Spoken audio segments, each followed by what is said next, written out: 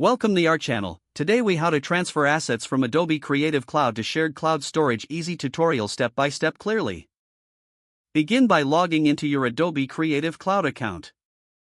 Open the Creative Cloud desktop application on your computer. Navigate to the section where your files and assets are stored. Select the files you wish to transfer. You can choose multiple files by holding down the Control key on Windows or the Command key on Mac while clicking. Once you have selected your files, right-click on the highlighted items. From the context menu, select the option to download the files. Choose a location on your computer where you'd like to save these downloaded files.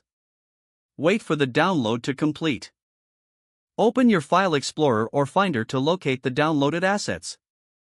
Next, open the shared cloud storage service of your choice, such as Google Drive, Dropbox, or OneDrive.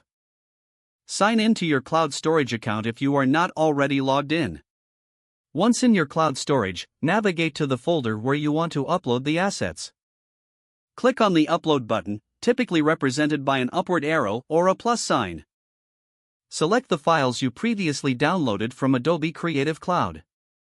You can also drag and drop the files into the cloud storage interface for a quicker upload. Monitor the upload progress to ensure all files transfer successfully. Once the upload is complete, double-check to confirm that all desired assets are present in the shared cloud storage. Share the folder or files with the individuals or teams who need access. Adjust the sharing settings to determine whether they can view or edit the assets. Confirm that the shared cloud storage is functioning correctly for all users. This completes the process of transferring assets from Adobe Creative Cloud to shared cloud storage. If the page does not load, refresh the browser or try again in a private or incognito window. Make sure you are using the correct email address, then retype it carefully to avoid small typos. If your password is not accepted, use the reset option and create a new strong password you can remember.